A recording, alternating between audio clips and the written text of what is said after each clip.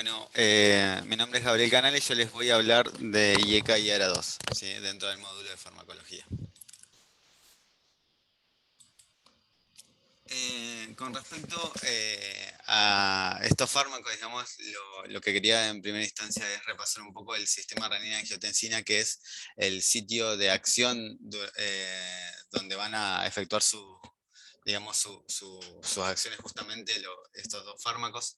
Así que bueno, como para repasar un poco, el sistema renina-angiotensina es un sistema hormonal peptídico formado por varias enzimas, péptidos activos e inactivos, que en conjunto desempeñan un papel importante en la fisiología cardiovascular al regular la presión arterial y la homeostasis del volumen de los líquidos, ¿sí? Además del descenso de la presión arterial, el descenso del aporte del sodio en la luz tubular renal y el estímulo simpático beta 1 a nivel renal estimulan la liberación de renina. Esto como uno de los primeros pasos, el paso inicial de toda la cascada, digamos, del sistema. ¿Bien? Eh, la renina es liberada por las células justaglomerulares, las arteriolas aferentes a nivel renal, ¿sí? Es una enzima proteolítica que se encarga del paso del angiotensinógeno a la angiotensina 1, ¿sí?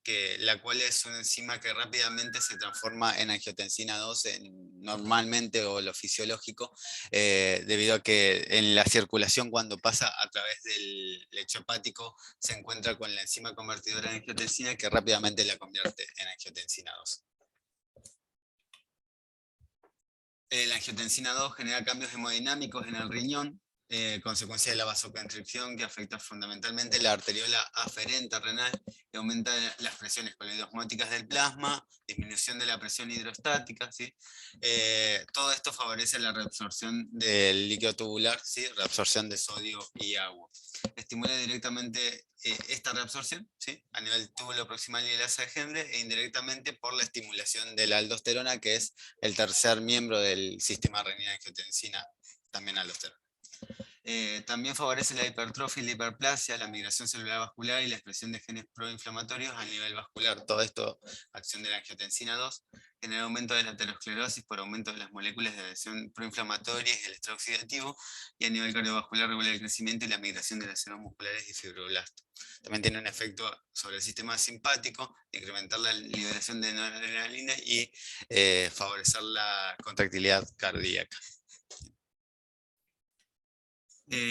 La angiotensina 2, a través de esos receptores, genera su acción. Tiene varios receptores, pero los más conocidos y los más abundantes en el organismo son los receptores tipo 1 y tipo 2, digamos, de la angiotensina, que son los que van a generar señales intracelulares en distintos órganos, como en el corazón, el riñón, el cerebro y los vasos sanguíneos, ¿sí?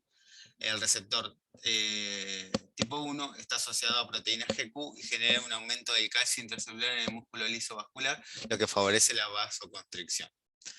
También la activación de la señalización intracelular activa las enzimas que generan especies reactivas de oxígeno, ¿sí? Va a aumentar la presión arterial, va a generar hipertrofia vascular y va a favorecer la inflamación por este mecanismo, ¿sí? Y con respecto al receptor de la angiotensina del tipo 2, ¿sí? Está asociado a las vías no dependientes de proteína G. Por eso se genera, digamos, una activación del óxido nítrico, va a inhibir canales de calcio y va a tener efectos sobre todo antagonistas del receptor de la angiotensina 2 tipo 1. ¿Bien? En el cuadrito lo que podemos ver en resumen son todos los efectos a nivel de la vasculatura periférica, a nivel renal y a nivel cardiovascular, algo que lo veníamos mencionando, ¿sí? Básicamente este esquema, que tiene un montón de flechas y parece un poco complejo, resumen también toda la cascada enzimática, y vamos a ver dónde va a ser el sitio de acción de los fármacos que vamos a ver hoy, que son los IECA, ¿sí? Y a nivel de los ARA2, ¿sí? El bloqueo de los receptores, ¿bien? Nada, es un esquema como para repasarlo. Con respecto a los fármacos en particular, vamos a arrancar con los IECA, ¿sí? Los IECA son fármacos que actúan inhibiendo de forma competitiva la enzima convertidora de angiotensina, de tal modo que esta no está disponible para catalizar el paso de angiotensina 1 a angiotensina 2, lo que habíamos visto al comienzo. Se clasifican en varios grupos, tenemos grupos sulfidrilo, carboxilo y fosforilo, ¿sí? Y a excepción del captopril y el lisinopril, la mayor parte actúan como profármacos, por lo que requieren un pasaje a nivel del hígado, ¿sí? Ser metabolizados por la citocromo a nivel del hígado para activarse, ¿sí? A un fármaco, digamos, activo. La enzima convertidora de angiotensina es la misma enzima que degrada la bradykinin, por lo que al inhibirla se incrementan las concentraciones de este péptido vasodilatador, que a su vez aumenta la formación del óxido nítrico, el factor hiperpolarizante derivado del endotelio y las prostaglandinas vasodilatadoras.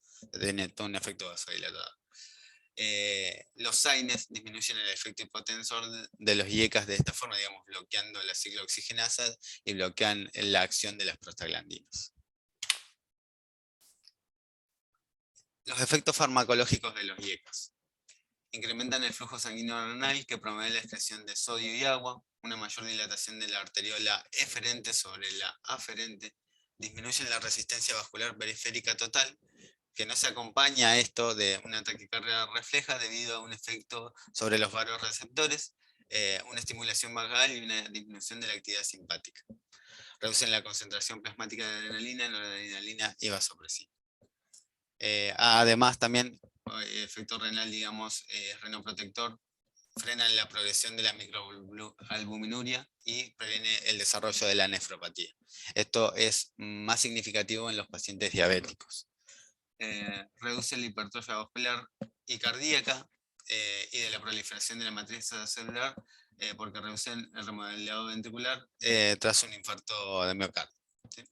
Revienta el remodelado ventricular disminuyendo la precarga, la poscarga ventricular y previniendo los efectos proliferativos de la angiotensina 2.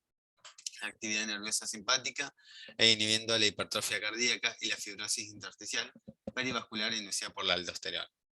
También mejoran la disfunción diastólica. ¿Sí? Previenen la apoptosis de los cardiomiocitos en el corazón generada por la sobrecarga de presión. ¿Sí? Y la angiotensina 2 también tiene un estímulo a nivel fibrinolítico, ¿sí? Favoreciendo la síntesis del inhibidor del activador de plasminógeno tipo 1. Con respecto a las indicaciones de los IECAS, ¿cuándo los tenemos que usar? ¿Sí?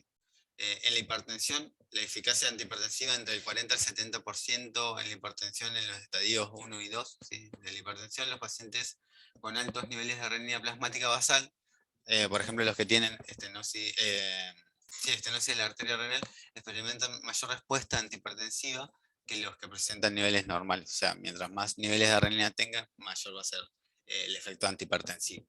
¿Sí? En la insuficiencia cardíaca, como bien conocemos, los postinfartos en los pacientes de alto riesgo coronario también, pacientes diabéticos, para los pacientes de enfermos renales, ¿sí? Con enfermedad renal crónica, para la prevención de la recurrencia de los ACVs, para la regresión de la hipertrofia ventricular izquierda, ¿sí? Para la hipertensión sistólica, que cuando está aislada, ¿sí? O cuando es predominantemente sistólica, para el tratamiento de la nefropatía asociada a diabetes tipo 1 y tipo 2, ¿sí? Y los efectos renoprotectores de los IECAS, sobre todo cuando hay proteinuria significativa de 3 gramos día. Con respecto a los efectos adversos, cuando los utilizamos, lo que podemos ver es que puede aparecer episodios de hipotensión brusca durante las primeras dosis que usamos los IECAS, ¿sí?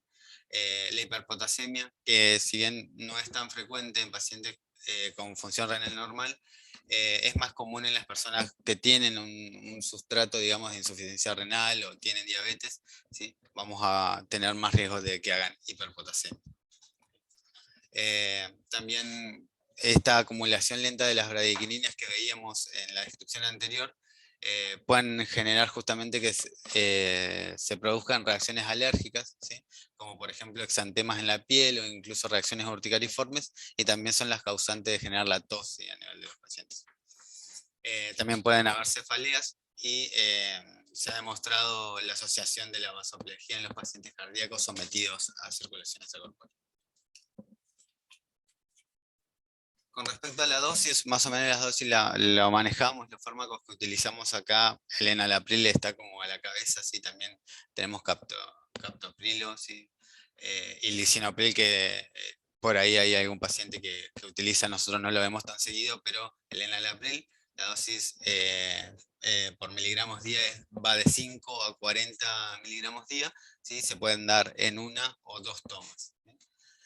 Algo que quise agregar es que si le adicionamos, digamos, a los IECAS un diurético de asa como una hidroclorotiazida, 6,25 miligramos, o sea, una dosis bajita, aumenta la eficacia mucho más que un incremento en la dosis del IECA. Entonces la asociación está buena como para tratamiento. Con respecto a las contraindicaciones, si está contraindicado en los pacientes con estenosis de la arteria renal, ya sea bilateral o de riñón único, en el embarazo o cuando hay antecedentes de angioedema. ¿Sí?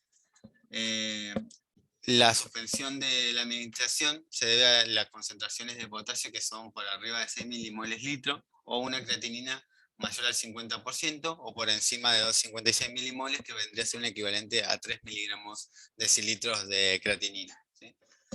La mejor forma de solucionar la tos, ¿sí? Que vendría a ser como una contraindicación, pero es relativa, ¿sí? Es rotándolo, digamos, a los antagonistas de los receptores de angiotensina 2, ¿sí? A los ARA2. Está contraindicada en el embarazo, como ya dijimos, porque tiene efectos teratogénicos, ¿sí? Y este fármaco se puede tomar independientemente de las comidas. Con respecto a las interacciones farmacológicas, ¿sí? Los IECAS aumentan la sensibilidad a la insulina porque pueden incrementar los efectos hipoglucemínicos, sobre todo de los antidiabéticos orales, ¿sí? Así que hay que tener eso en cuenta en la hora de los pacientes diabéticos. Pueden producir síncopes o hipotensión postural cuando se usan simultáneamente con algunos antipsicóticos, ¿sí? Cuando se asocian con AINES, pueden atenuar el efecto hemodinámico de los IECAS por la inhibición de la ciclooxigenasa y puede anular el efecto vasodilatador justamente de los IECA por acción sobre las prostaciclinas. El enalapril, algunas interacciones, ¿sí? Con el alopurinol, con un aumento del riesgo de las reacciones de hipersensibilidad, con los antiácidos con disminución de la biodisponibilidad, ¿sí? Con los diuréticos ahorradores de potasio, como la espironolactona, el triptireno y la amilorida, generan mayor riesgo de hiperpotasemia, ¿sí? Con la rifampicina, con producción de disminución de los efectos del enalapril, las interacciones con el atenolol y el propanolol que disminuyen la eficacia antihipertensiva, una asociación no sinérgica reduce la biodisponibilidad del enalapril. Los antagonistas de la aldosterona también, como dijimos ya, generan hiperpotasemia, ¿sí? Cuando lo asociamos. Un pequeño resumen, ¿sí? De algunos estudios que están presentados con respecto a estos fármacos, ¿sí? Está el estudio SOL, ¿sí? Que lo que hizo el estudio SOL es estudiar alrededor de 2.500 pacientes con insuficiencia cardíaca, con FEI menor a 35%, ¿sí? Con insuficiencia cardíaca asintomática. Se hizo un estudio aleatorizado donde usaron enalapril o placebo, ¿sí? Titularon progresivamente la dosis en los primeros meses tras la aleatorización hasta una dosis objetivo que pusieron de 20 miligramos día del fármaco, ¿sí? El 49% de los pacientes alcanzaron esta dosis objetivo, ¿sí? Son aproximadamente el 50%, digamos, y la dosis media que alcanzaron fueron 11 miligramos día en total, ¿sí? En promedio. Se objetivó una reducción significativa de la mortalidad de los ingresos hospitalarios en el grupo de tratamiento con el enalapril, ¿sí? Eso es en el estudio SOL. Y también mostró que en aquellos con función glomerular, con deterioro más del 20%, hubo estadísticamente beneficios en quienes continuaban con los IECA a pesar de un deterioro temprano de la función renal. ¿Qué quiere decir esto? Que en el estudio, sí, en los pacientes que tenían o presentaban disfunción renal de nuevo, digamos, o aguda, lo que se hizo fue continuar con el tratamiento de los IECA y se vio que comparado con placebo tenían un rédito, digamos, estadístico con mejoría de los valores tanto de hospitalización y de mortalidad con respecto a los pacientes que utilizaron placebo. Otros estudios, algunas clases anteriores me ayudaron porque la verdad la búsqueda de estudio todavía no está afinada. El estudio CSS1 se le autorizó a 13.634 pacientes con infarto de miocardio a recibir captoprilo o placebo. O sea, lo que vieron es que una tendencia hacia una disminución de la mortalidad a los 35 días, el 9,1% frente al 9,6%. También está el estudio Consensus, que aleatorizó 6.090 pacientes para recibir enalapril versus placebo, donde entre las primeras 24 horas del comienzo del infarto agudo de miocardio, las tasas de mortalidad de los dos grupos al primer mes y al sexto mes no fueron significativamente diferentes. Pero el estudio concluyó que la terapia con enalapril iniciada dentro de las primeras 24 horas desde el inicio del infarto no mejora la supervivencia a los 180 días. En contraste con esto, este es el metaanálisis, ¿sí? Que fue hecho por el Grupo de Colaboración para el Infarto de Miocardio, ¿sí? Con respecto a los IECA, que incluyó 100.000 pacientes del metaanálisis y lo que vio es que la mortalidad a los 30 días se redujo 7,6% en el grupo placebo versus 7,1% en el grupo que recibió IECA. Bien. Con respecto a los antagonistas de los receptores de angiotensina 2, ¿sí? Dentro de este grupo, los fármacos, tenemos el losartán, que fue el primero de todos, ARA2 clínicamente útil, ¿sí? Posteriormente se fueron sintetizando el resto de los sartanes. Tienen distintas propiedades farmacológicas que pueden tener importancia clínica en relación con la duración de la acción del fármaco. Los ARA2 son bloqueantes selectivos del receptor de justamente angiotensina 2 e incrementan, digamos, al suprimir el feedback negativo de la secreción de renina, la formación de angiotensina 1 y 2. Esto provoca que la angiotensina 2 active los receptores de angiotensina 2 tipo 1, ¿sí? Y aumenta la formación de angiotensina directamente a partir de la angiotensina 2 por la enzima convertidora de angiotensina, e indirectamente al aumentar la actividad de la enzima convertidora de angiotensina tipo 2, utilizando otros sistemas enzimáticos formadores de angiotensina. Básicamente, por estímulos directos o indirectos van a aumentar tanto la angiotensina 1 como la angiotensina 2, ¿sí? Pero esto debido a los efectos bloqueantes sobre el receptor de angiotensina tipo 1. ¿Bien? Van a estar potenciados los efectos del receptor tipo 2 y a la vez van a estar bloqueados los efectos de la angiotensina 2. De esta manera inhibe el efecto vasoconstrictor generado por el receptor de angiotensina 1, ¿sí? Favoreciendo los efectos vasodilatadores.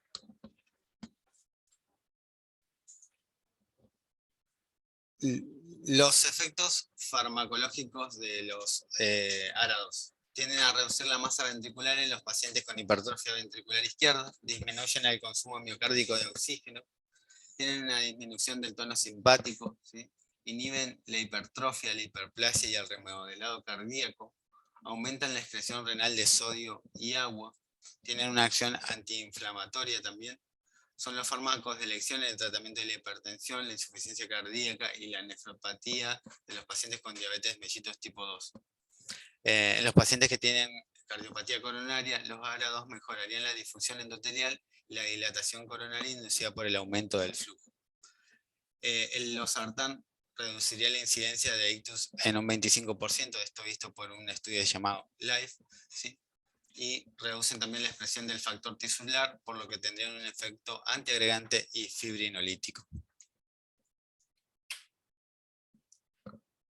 Con respecto a la dosificación, ¿sí? El losartán y el valsartán son los que nosotros más usamos, pero también está el candesartán que está en uso y hay estudios que están avalando su utilización, ¿sí?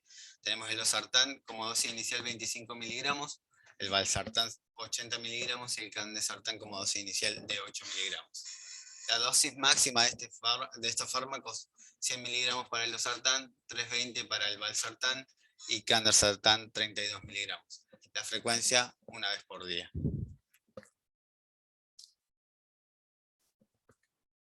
Con respecto a la farmacocinética de los ARA2, se administran exclusivamente por vía oral, tienen mala absorción intestinal, así que se debe administrar como sales conjugadas. Se la conjuga con medoximil, silexatil y otras sales, ¿sí? Una vez del primer paso, digamos, a través del intestino, son desesterificados, ¿sí? Y pasan a su forma activa. Tiene una elevada unión a las proteínas plasmáticas, mayor al 90% en todos los casos, se metabolizan en el hígado, al igual que los IECA, ¿sí? Y a través de la enzima citocromo P2C9, ¿sí? Se excretan de forma biliar por el hepatocito. La vida media, ¿sí?, de 5 a 10 horas y genera una disminución de la presión arterial con un efecto máximo al cabo de las 2 a 4 horas del inicio de la ingesta. Bien. Como contraindicaciones de los ARA2 tenemos la insuficiencia hepática grave, ¿sí?, la cirrosis biliar o los síndromes colestásicos o la colestasis, ¿sí?, la insuficiencia renal grave o la diálisis, el hiperaldosteronismo, esto debido a que afecta directamente al sistema renal angiotensina, ¿sí? Y se recomienda suspender su tratamiento, digamos, con ARA2 durante la lactancia. Con respecto a los efectos adversos, tenemos los efectos cardiovasculares con hipotensión ortostática, edema, palpitaciones, ¿sí?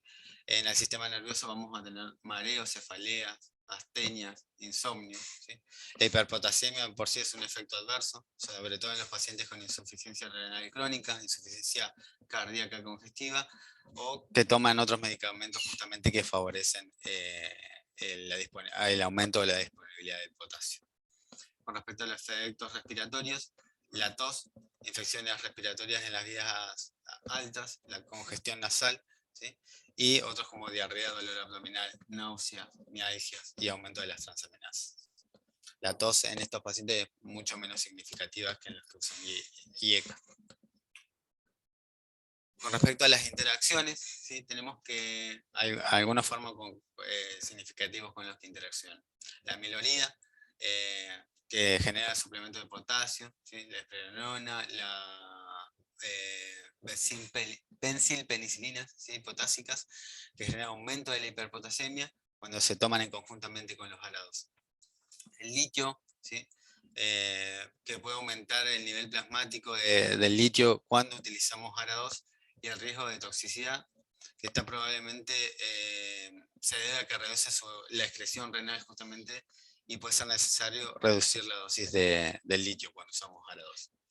Con respecto a los AINES, algo que veníamos mencionando, la indometacina aumenta el riesgo de insuficiencia renal y pueden arrestar parte de los efectos antihipertensivos de los ARA2 porque bloquean la síntesis de prostaglandinas renales. Siempre está bueno cuando usamos AINE y ARA2 el monitoreo de la función renal, ¿sí?, de la diuresis. Con respecto a la digoxina, el telmisartán aumenta las concentraciones de digoxina en el plasma.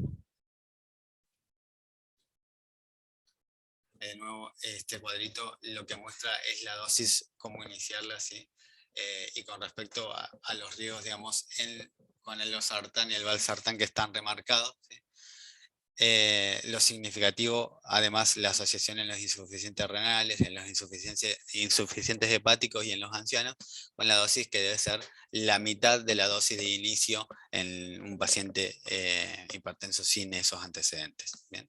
Para la insuficiencia cardíaca también las dosis adecuadas.